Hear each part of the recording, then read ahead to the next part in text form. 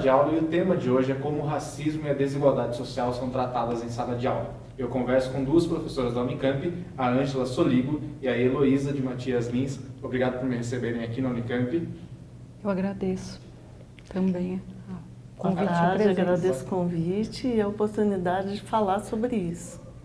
A primeira pergunta é qual panorama vocês fazem dessa questão do racismo e da desigualdade social sendo tratados na escola pública?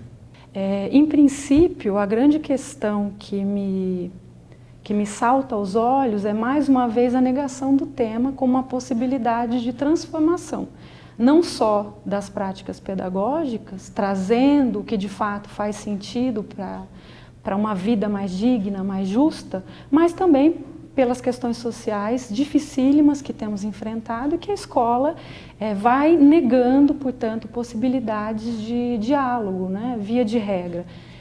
Quando eu digo isso, também não generalizo, sei que muitas escolas têm um trabalho, né, de contracultura, no sentido de contra-hegemonias dessas práticas racistas, práticas que não são emancipatórias, mas via de regra, infelizmente, é o silêncio que tem prevalecido para a manutenção de uma lógica, inclusive, que é de submissão de alguns em relação a outros, né? É isso, Lógico. Isso, e esse silêncio, ele acaba reforçando as práticas racistas. Há poucos anos atrás, uma orientanda minha, Caroline Jango, fez uma pesquisa nas escolas públicas da região metropolitana de Campinas com crianças. E ela foi fazer a pesquisa com as crianças negras. Embora ela não tenha perguntado diretamente sobre o racismo, as histórias que as crianças contam são histórias de agressão e violência contra elas. E quando a pesquisadora perguntava, bom, você reclamou com alguém, você falou com alguém, falou com a professora, a resposta, em geral, era, eu falei com a professora ou eu falei com a diretora e elas não fizeram nada.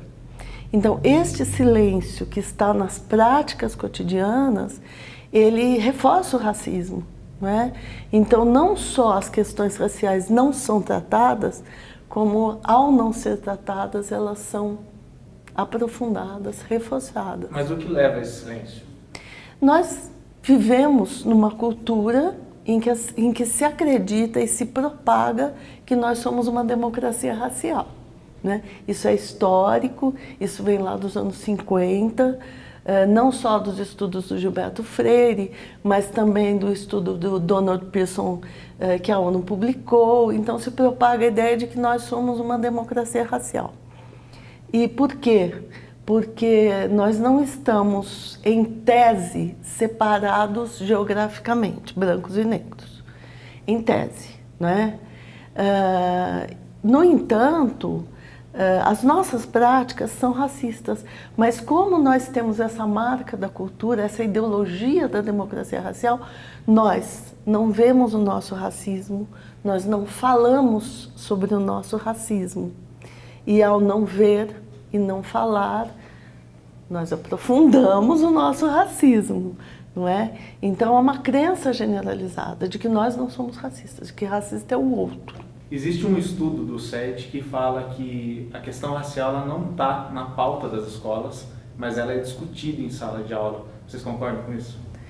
Me parece que é preciso haver um crédito em relação às boas intenções, né, de vários membros que compõem a escola, de pessoas consideradas humanistas, que querem uma outra realidade.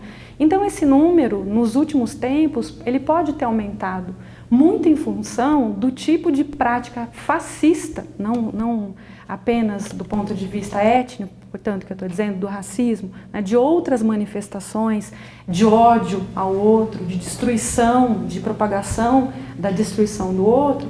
Isso tem levado a um assombro das pessoas consideradas humanistas, progressistas, que também estão nas escolas, que são professores e professoras.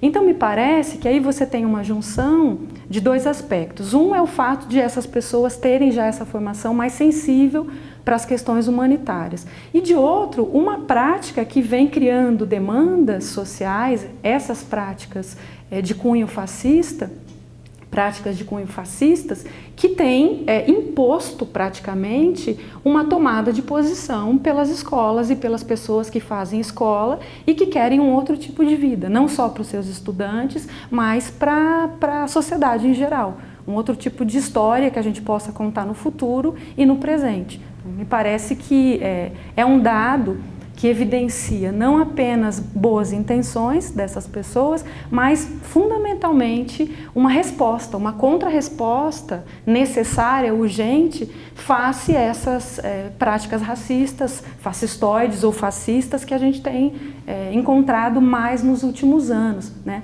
Isso não é só no Brasil, isso é pensando num contexto bem mais amplo, mundial, em que o ódio ao outro tem tomado proporções inacreditáveis. Considerando tudo que nós já vivemos na história, como nós consideramos há pouco, não é, Ângela? Conversando aqui, que tudo isso nos assusta muito, porque nós já temos uma história que poderia ter nos ensinado a ser mais abertos, porosos para as diferenças. E eu não estou dizendo tolerantes, né? Estou dizendo porosos, no sentido de que a gente não só entende a necessidade do outro existir na sua diferença, né? Daí o fato de que tolerar é muito pouco. Só o fato de não querer matar o outro é uma espécie de tolerância. Mas assumir o outro como parte de você, essa porosidade. O outro que também diz respeito à minha própria humanidade e que é diferente de mim, mas também é igual e que deveria me mobilizar pela mesma dor sofrida por ele, não é, Ângela? Isso. E que não Pegando vemos nesse isso. ponto que ela fala, juntando com o que você falou da questão do silêncio por parte dos profissionais, às vezes há uma confusão com o bullying nessa questão racial? Há uma confusão grande com o bullying, né? Racismo não é bullying. Racismo vai muito além do bullying. O bullying pode acontecer em várias situações, né? Situações entre iguais. Isso caracteriza o bullying. Ele é mais focado e ele até pode ter um preconceito ou um conjunto de preconceitos como fundamento, não é? E tem. Mas o racismo é mais que isso, né? Racismo é ideologia, é uma prática que envolve o conjunto das nossas relações e, mais do que isso, o racismo tem a sua dimensão institucional. O bullying tem a dimensão das relações interpessoais, mas o racismo é também institucional. A forma como as instituições se organizam, né? E elas trazem o fundamento racista, estruturante da nossa sociedade, os conteúdos eleitos como conteúdos valorizados na escola. E aí eu vou dar o exemplo da história. Nós aprendemos uma história que foi forjada, não é? Uma história branqueada, uma história que faz parecer que nós somos todos descendentes da tradição europeia, o que é uma história, pelo menos pela metade, né? Porque é uma história que nega a nossa africanidade, nega a nossa ascendência indígena. Então, veja, isso é racismo institucional, né? Então, o racismo vai muito além do bullying. Existem, né, retomando o que a Elo falou, existem muitas e muitos profissionais na escola que se esforçam e que tomam para si a tarefa de trazer as questões das africanidades, discutir o racismo, contar outras histórias que não aquelas que são a história oficial. E isto é muito importante e muito louvável. Mas o que a gente precisa perceber é que ainda esta inserção das africanidades fica na dependência das vontades individuais, do esforço individual. Não há o cumprimento nem da lei, né? Não há nem o cumprimento da lei. A pesquisa que nós fizemos recentemente sobre a inserção da história da África no município de Campinas mostra isso. Quer dizer, que há um avanço, vamos reconhecer. Então, os projetos pedagógicos, a maioria contempla, os planos de ensino, pelo menos metade do que contemplam, mas a prática em sala de aula ainda é muito limitada. e ainda depende muito das vontades individuais. Isto não é instalação de uma política, né? Tá, já é. A gente volta daqui a pouco, nosso tempo esse bloco acabou. Sala de aula hoje fala sobre racismo e a desigualdade social e como esses assuntos são tratados nas escolas. Daqui a pouco a gente está de volta.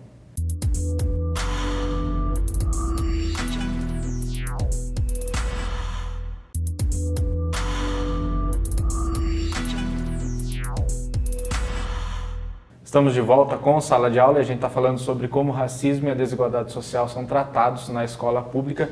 Ângela, a gente terminou falando sobre o cumprimento das leis, principalmente uma lei municipal que fala sobre o ensino da história, da cultura afro aqui nas escolas de Campinas. Mas uma pergunta para vocês duas, que é sobre como acabar com o racismo com os profissionais que trabalham.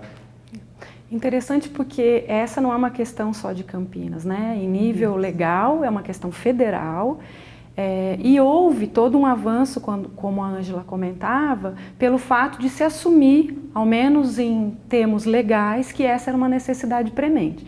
Bom, o fato é que isso ainda, como ela também comentava, fica na maior parte das vezes como um exercício meramente protocolar, né? De se trabalhar essa questão e de se cumprir, portanto, legalmente aquilo que está disposto pelo poder público. Agora, como acabar com o racismo numa sociedade em que, em princípio, não se reconhece como racista, que não faz um exercício mínimo de corresponsabilização em relação à exclusão que pode ser vista a qualquer momento, né? É só a gente sair da própria casa e a gente vai encontrar vários exemplos de que as pessoas negras, né, para a gente falar de um tipo de racismo, que é o racismo étnico, muito, muito evidente, né, do sofrimento de um povo, que existe, né?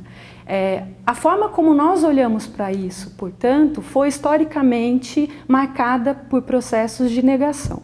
E a gente chega numa dita democracia em que isso, de modo geral, né, numa democracia mais ampla, em que isso era também negado como uma prática de oposição ao outro. Então, nós nos entendemos como uma sociedade democrática, de modo amplo, em relação ao outro, seja ele negro ou não, também muito solidários, tolerantes, etc, etc.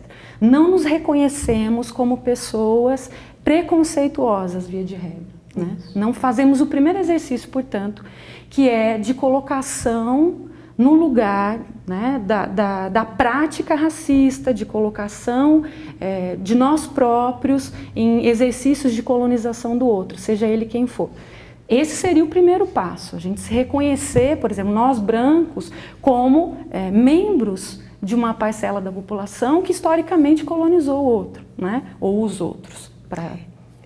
Eu acho que tem uma coisa primeira, que hoje quem discute branquitude tem falado muito, é nós, brancos, nos reconhecermos como sendo o outro, não é? Isso. Essa é a primeira coisa, quer dizer, as pessoas brancas são colocadas num patamar de padrão, modelo de humanidade. Nós nos reconhecemos como humanos, mas nós negamos a humanidade daquele que nós chamamos do outro.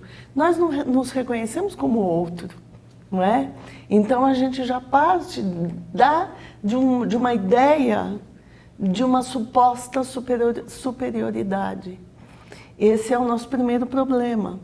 O Fanon, que foi um psicanalista negro antilhano, dizia que isso é uma patologia, né? Porque se desloca da realidade. Não é? Nós não somos a humanidade, nós somos um pedaço dela, mas nós sequer reconhecemos que nós somos o outro do outro, né?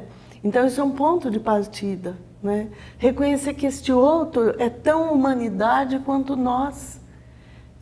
Nós não sabemos fazer isso. Não é? Toda essa questão do reconhecimento, de mudar essa visão cultural que a gente herda, tem como mudar isso no professor que está sendo formado ali na universidade? Olha, quando a gente fala em mudar isso, nós estamos falando de mudar a cultura. E isso leva tempo, embora isso seja absolutamente possível, porque a cultura é história, ela é construída na história. Então, nós mudamos a cultura todos os dias, não é? Então, tem como fazer isso com professora, com professor? Claro que sim. Para isso, nós precisamos rever os nossos próprios processos de formação de professores. Né? Nós mesmos, na universidade, valorizamos os conhecimentos europeus e estadunidenses.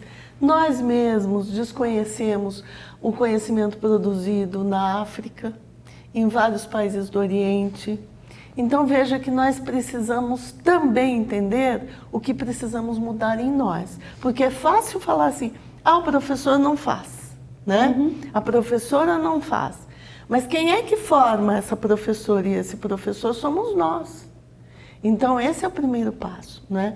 Nós produzimos mudança, transformação dentro das universidades, nos processos formativos, para que a gente possa, de fato, desenvolver reflexões, mudança de paradigma, né?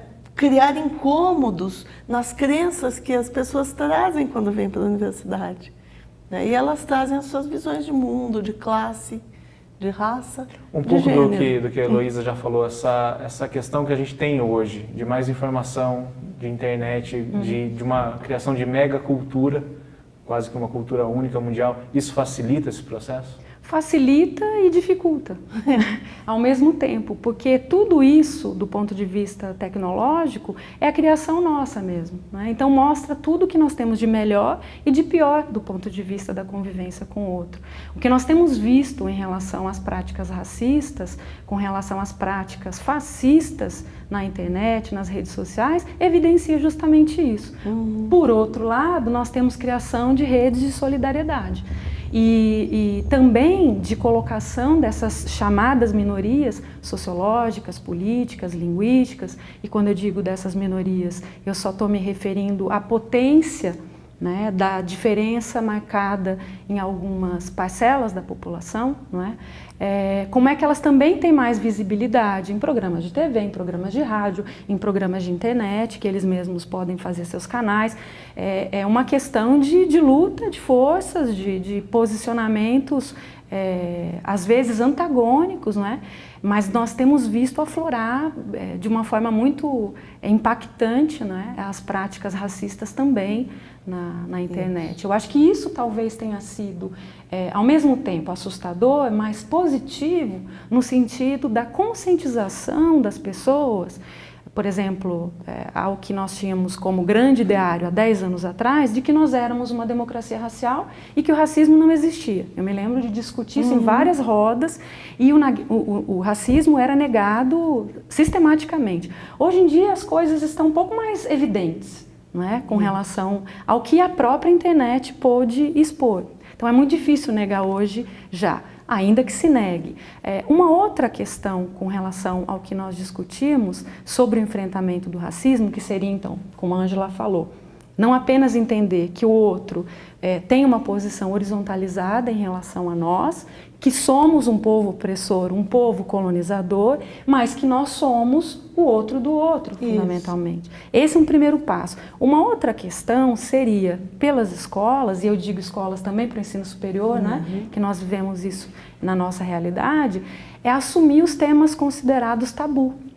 Os temas tabu precisam entrar no currículo da escola para muito além do que está disposto nos moldes legais, nas determinações legais.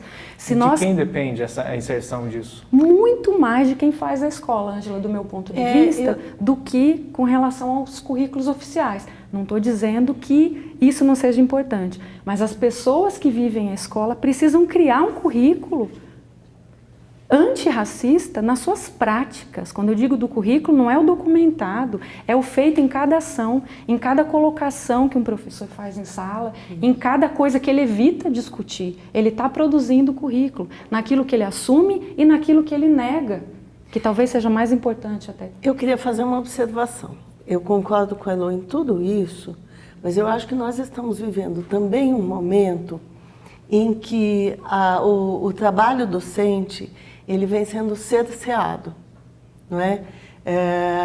Certas iniciativas docentes vêm sendo perseguidas. E aí eu vou dar nome para os bois, não é? Nós temos sido em todo o país, ameaçados por um projeto inconstitucional chamado Escola Sem Partido. O projeto Escola Sem Partido é um veneno para a escola, né? Porque ele tenta impossibilitar e criminalizar, o que é pior, a discussão dessas questões que são essenciais para a escola e para mudar esta mentalidade racista, machista, homofóbica, que circula na nossa sociedade, não é? É impensável não poder discutir com as crianças a questão do preconceito. Não poder produzir nas crianças um outro olhar umas para as outras. Não poder discutir com os meninos o machismo, né?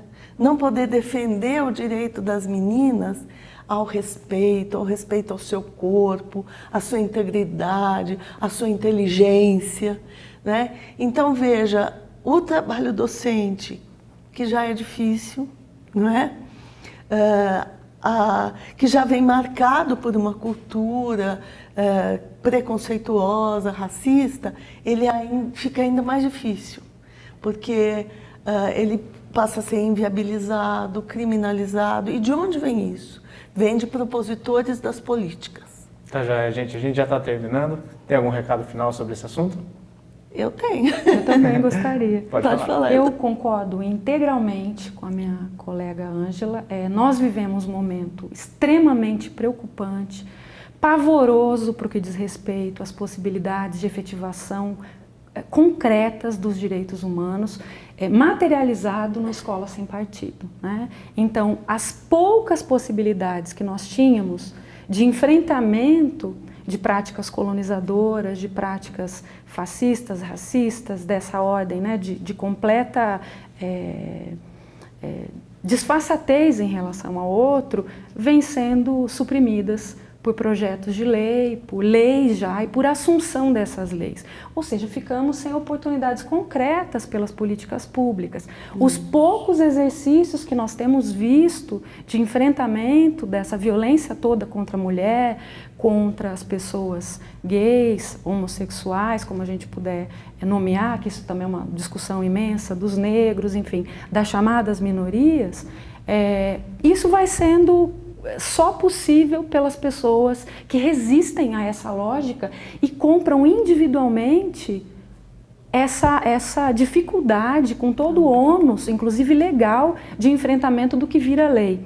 Uma outra questão para finalizar é sobre a moralização que acompanha esse tipo de prática e a amarração com dispositivos religiosos, né? Então você tem toda uma cultura que vai construir essas práticas contra-hegemônicas e antirracistas como práticas moralmente questionáveis. Então a gente está criando um imbróglio para as práticas de direitos humanos efetivas, né, verdadeiras, em que o dissenso também faz parte, a contradição também faz parte, por água abaixo. Até porque para a gente mudar a cultura tem que saber a história não tem lado, né, Ângela? Isso, tem que saber a história tem vários lados.